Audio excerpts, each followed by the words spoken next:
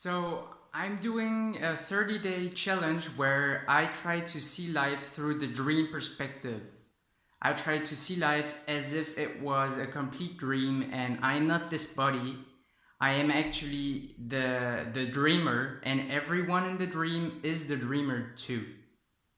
And so this is the first update on this. I'm doing this in 7 days or something, and I just want to say like what happens when you do this, or I just want to show like what happens during the first days, at least for me.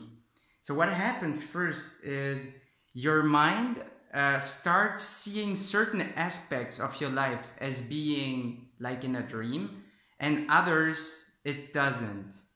And for certain aspects it does sometimes, and most of the time it doesn't see them as a dream. So you're like going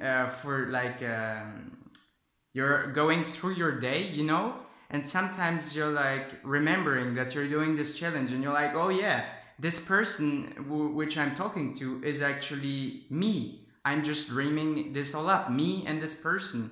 And so before that you didn't remember. So what's funny is you find yourself shifting between objective reality, where you think that you're the body and there's a material world, and subjective reality, which is the same than dream perspective, where you remember that actually that's not the case. You're not this body, your consciousness or the dream or whatever, it's just an analogy of the dream. And then you remember. So that's a funny thing. Your mind has kind of this default of thinking that you're not a dreamer, you're just a body in a material world. And so it's funny how you shift between these. And so what I've also noticed is really like cool things that come with the fact that you'd be in a dream. So what comes with it is a really deep trust in reality, because you know that everything is you. So there's nothing really that can ever harm you, because why would you harm yourself? It's stupid, right? So you wouldn't harm yourself. So wherever you go, whatever is going to happen is going to be all right, because it's you anyways. You're not that body, you're the dreamer, and everyone is. There's just like one gigantic source of being, and everyone is that. And so there's no point in harming yourself. So this is really comforting. When you're thinking about that, it's really cool. And you can apply that to everything, to people. So the anxiety tends to reduce to you're with people and you're like, they're me. So they're not gonna hate me or judge me, or they're probably gonna feel love towards me because we're the same, even though they don't know it. And so I was thinking, if you have social anxiety, you could try that out, because I think it could be very good for you to feel that other people are actually a part of yourself, or they're even yourself. And so there's no point in being scared of other people. What would be more logical in a dream perspective is to feel love and compassion towards these people, because they are you. And that's what you want to feel towards you, for you. You don't want to feel like self-hate, you want to feel self-love. So there's that also. And generally speaking,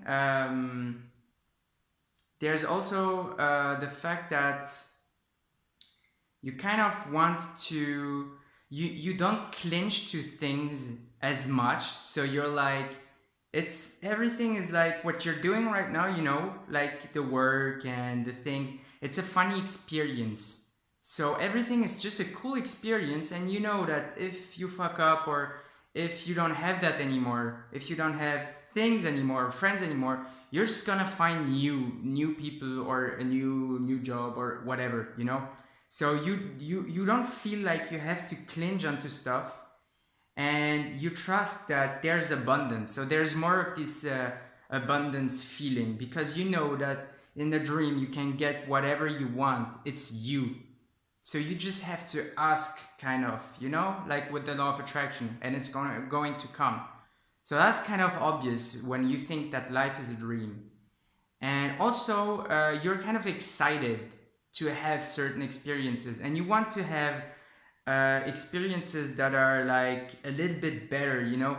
It's funny because when you have this dream perspective, you notice all the beliefs that you have that are not congruent with the dream perspective, which are, for example, saving money for later, or waiting before you take a decision, you know, take your time. This doesn't make sense in the dream, because in the dream, what you want to do is have fun right now, you know? You don't want to wait. You want to have fun right now. Why would you wait? So these beliefs of like you have to wait before you have fun, you have to prepare, you have to, you know, they all come with our perspective of this material world. Otherwise, they don't make sense. And so it's nice to be able to have a perspective that gives you a contrast on these beliefs, because otherwise you don't question them. You don't question the fact that you need to save money to have enough money to go travel or stuff like that. You know, that's super logical in our world, but in a dream it's not. So those are a little bit like the things that I've noticed when thinking that you're in a dream. So you shift a lot between believing that you are in a dream and believing that you're not. And the best thing is like the trust in just like the universe or whatever, the trust that all of this and we are all one. And even making this video, I now forgot that I'm in a dream, you know, and I'm just like having the perspective that this is normal reality, and I'm talking to you. I was in a dream before, now I'm reporting. And so there's this funny shifting. So I'm gonna continue to do this for 30 days and just see like what happens. And I think it's interesting to shift between perspectives. So that's why I'm doing this. Thanks for listening.